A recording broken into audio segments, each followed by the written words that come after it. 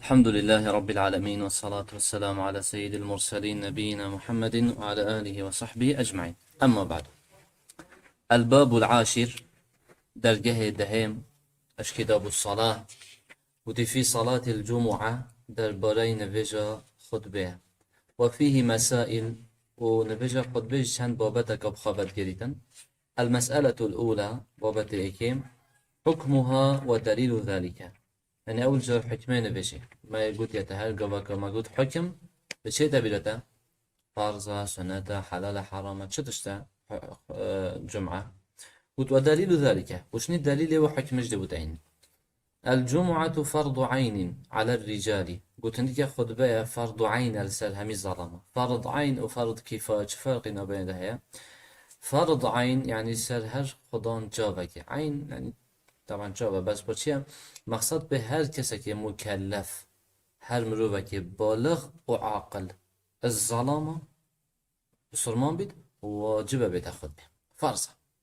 او فرض عینه کسی خلاص نابید کسی نشید بشینده که بکتن بس فرض کفایه او اگر هنده پیراب بن گناه سری دجی راب بید وکی خلاص کرنا مروفه خند او تیویتت آویده که بسم الله ویره هبن ایک خلاص کردن گناه سر خراب بس کس نه خلاص کرد گناه سر هم یعنی قلت لقوله سبحانه جبر قلتنا خده يديروا باقش همي كماسيا يا أيها الذين آمنوا جلي أبت هوا إيمان إنا بخده وهن الديف پیغمبر ويشوين إذا نودي للصلاة أجر هاتا قاسي كرن بو نفيجه من يوم الجمعة رجا خطبة مقصد نفيجه خطبه فاسعوا إلى ذكر الله يعني برف ذكر خدي بهرن أبلس وذروا البيع وكرين فروتنجي بهلا. ولقوله صلى الله عليه وسلم إذا نفعت شد يهنتن فاسعوا أمره يعني برف بهرن خلاص أمر جدا يعني واجب أن برف بتشين. وجبل قلتنا پیغمبر عليه الصلاة والسلام رواح الجمعة واجب على كل محتلم يعني برف چون خطبه واجب السر هر كسك محتلم أو كسا يكو بالغ. قتي وقوله صلى الله عليه وسلم لينتهين أقوام عن ودعهم الجمعات قلت آن هند مروف دي اش هند وبنكو أو خطبة اتهيلن يعني دي هيلانا خطبة دست جي بردن بسكو خطبة ناكن يانج دي الشي بيتن أو لا يختمن الله على قلوبهم أنجي خده دي دلتوانا مهركتن ثم لا يكونن من الغافلين دي باشي بناش كي دي بناش مروفت غافل. طبعا او كسي دلوي مهر بيم دي چس چه بيت عقيدة قوتن بود شكي طبيعية حديث آيات شكي عادية يعني تأثير لنا بيتن دي مروفة كي غافل بيت بآيه غافل أبام انت جرى جاهي برئي كيلتا دي صلاف كي جوابو تناتتا معلن برئي كيلتا بس هايش تانينه يا غافلة جاي غافل جي آية وصعة دي آيات ابو بيشة قول لي هيا فعلا بنيت بس أبدا تأثير لنا بيت. قال النووي رحمه الله فيه أن الجمعة فرض عين يعني قد في حديث ده بمديار بتكو خطبة فرض عين فرض سامي بسلمان. والحديث الآتي بعد قليل وجبر حديثة كادجي بشي بينا كادير بشتي بتابيجم جبر هندجي فرصة باشي دي بتابيج چونكي دي كابيتال بن بابا كي دي لو ما ده هيد بويره. وفيه ودوي حديثة كودي بشتي بينا كادي بتابيجتن بشتن ياتي دهاتي الجمعة حق واجب على كل مسلم عندك خطبة حقك فرضة يعني فرضة في حقها يعني أدب بكن هل بصرمانة كهبي سر همي بصرمانة خطبة حقك فرضة. المسألة الثانية على من تجب باشا مزاني واجبة همي بچنا خطبة بس چي دجت خطبة هنده كان انه في مدى درس بين نشنا خطبة وبيتي تجب الجمعة على كل مسلم خطبة واجبة لسر هر بصرمانة كي ذكرين ينير بيتن وقت قلت ذكر يعني تشش بندر كفت جن سر واجبنا حر يحر بيت وقت قلت حر كيش بندر كفت عبد اش بندر كفتن بالغ يبالغ بيت يعني بتشيك ناتشن جيبونه سرنينا عاقل يبقى عاقل بيت اما ويدين بيتن سرنينا قادر شرط دي افيا قادر على اتيانها شيانت هاتن هبن نه نساخه و كفتيات ناف جهت مساخيه ده هبه وصال سرنين هم آدم نساخه مقيمين هر وصال مالاخا بيت نه مسافر بيت يا ريك تشيدن بو جهه كيل سفره كي ام نو بني وقت خود به براس يرا خود بخواب که پاش رکا خا بردام که نه مادام مسافره ده چی رکا خا خود بل سر واجب نين فلا تجب على وجد بيشن بأهل سر وانا واجب نينه عبد مملوك يعني عبدك بيت يعني يدبن ده صلاة كسا كده أو امرأة آن جن بيت سر جنجي واجب نينه أو صبي آن بچيكا أو مجنون آن يدينه أو مريض آن نساخة أو مسافر آن جي مسافر بس الفيرب باشه اگر بچيك حاضر بي سر واجب نينه بس اگر حاضر بي آن جن حاضر بي ده خير بويت أنا بيسين أنا بله ده أنا بيسين خير ده بويت أنا بيسين أو بچيكي كيش بچيكي خير بويت أنا بيسين أو بچيكي جاش بيتا حد تمييزه حد تمييزه علماء خلافات دكات چند سالية بس رأيي راجح 7 سالية 7 سال تمام كربن شو بيتا تيهش ده اجبرش اجبر دليل يقولنا پیغمبري عليه الصلاة والسلام يقول أمري عيادة خاب كم نفيجي وقت عملتهم بيتا چند 7 سال ل70 يعني 7 سالات خواهد تمام كريد شو هشت ده وتو أمري بنفيجي بكي وجا پیغمبر عليه الصلاة والسلام حد تمييزي ب7 سالية ديار كري يعني وقتك أمري وبكن نفيجي بكن اجبر هندجي اگر 7 سال بيت تمام كربن بيتن خود با خبكتن خود بده بو اتنبيسين خير دي بوجي بو دي بابتوجي اتنبيسين وبجش بالفرية شريعة إسلاماتية اگر تصحكي خير بها تنبيسين بس اگر نفسي وبچي گناه كي بكت سرنا اتنبيسين بشتين يجي هر حكمة كديد سر بابته هنه يعني حتى عند علماء بحث بچي كان بچي كان بن 7 سالية يعني نجاش حد تمييزه هاتا نویجه في چلی بکن نکه بگا بگیش خلطی چیه؟ خلق بچی کات یتا ناف بین ظلام آده مانا بوچه على اساس نکنه کنی بس الحقیقت دا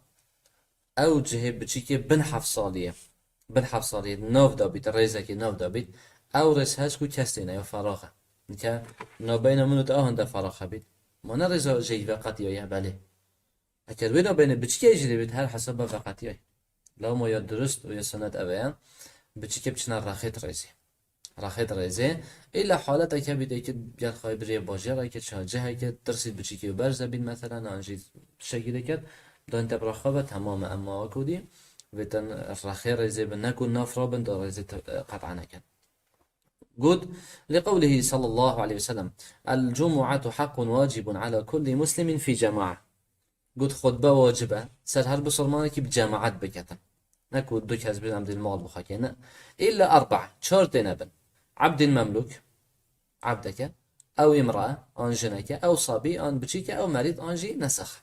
وأما المسافر أما مروف بمسافر فلا تلزمه الجمعة خطبة سر لازمنين بكتن نواجبة لأن النبي صلى الله عليه وسلم لم يكن يصليها في أسفاره پیغمبر عليه الصلاة والسلام سفر اتخذ نذكر وقد وافق يوم عرفة في حجته جمعة قلت وقت پیغمبر عليه الصلاة والسلام شوية حجه الويل روج عرفة بخطبة يعني خطبة عرفة كيف خطبة قلت ومع ذلك صلاها ظهرا قال هندجي پیغمبر عليه الصلاة والسلام نفجا نفرو كر خطبة نكر وجمع العصر معها ونفجا عيشة جد يعني يفاري جد يعني نفرو كر جمع كرن أما المسافر الذي ينزل بلدا تقام فيه الجمعة فإنه يصليها مع المسلمين أما أكر مسافر بيت باجرة كي يقول ويري خطبة لتنا كرن هنگي أما ديال بسلمانه كد تماما كي بيقوي كي شويري شو هاوليري راستا السفر ده هندي ريكي خطبة ببيت ريكي و ناراسي دا بكتن بس اگر شويري هشتا ساعات ده والمزقفت الراق ودور هاي خطبة تتاكرن دي شيت خطبة خاكتن ديال بسلمانه وإذا حضرها العبد أو المرأة أو الصبي أو المريض أو المسافر صحت منه أو ما قلت خطبة سال واجبني أكل ونكر جدت قبل كلام درسته وأجزأته عن صلاة الظهر ودرسته أنا بجاني دونك كجن كسال واجبني هات خطبة كر لأن بجاني دونك كنا أما خطبة جدت قبل كلام ونبجاني دونك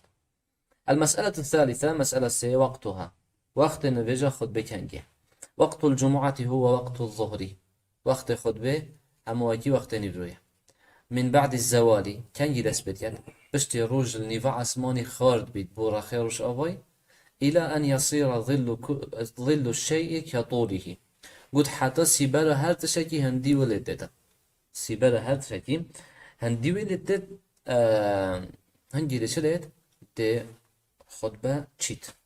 لحديث أنس بن مالك رضي الله عنه أن النبي صلى الله عليه وسلم كان يصلي الجمعة حين تميل الشمس پیغمبر عليه الصلاة والسلام خطبات كر وقت الروش خال ببا طبعا يعني نيفكا عسماني خال ببا نيفرو ببا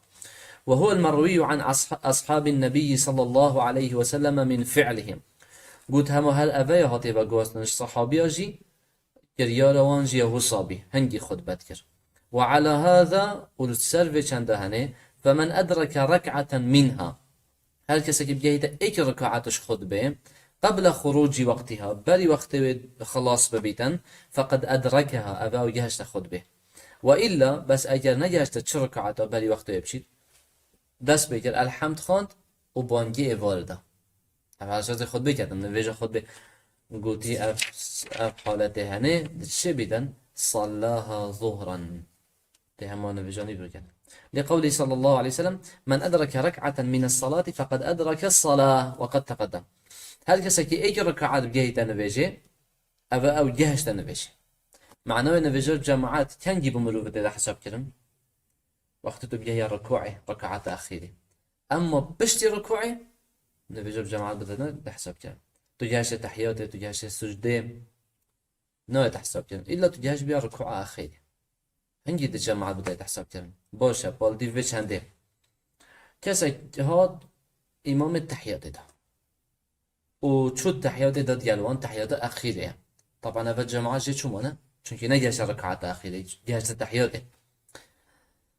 ويقو بيش التحيات ده بري إمام صلاة ملابا ده قولي بهندك الفراخ نفيشك بجماعتك جماعتك وديات تذكرم بو هيا ونفيجاخا بقورد قلب بينتنيات خبتيات السنة ده بجهة الجماعات دي بله حقي هي الويرد نفيج ده أن يتخبين كو أو تيت سنة دجا دبيت السنة صلاة ملابا ده چی ده بجهة الجماعات دي جبرچه چونكي داخل الجماعات جناجت قلت المسألة الرابعة مسألة شوري الخطبة طبعا بحسي خطبة بخويا أو حتى أنت بحسي نفيش بي أما خطبة قلت الخطبة ركن من أركان الجمعة لا تصح إلا بها قلت خطبة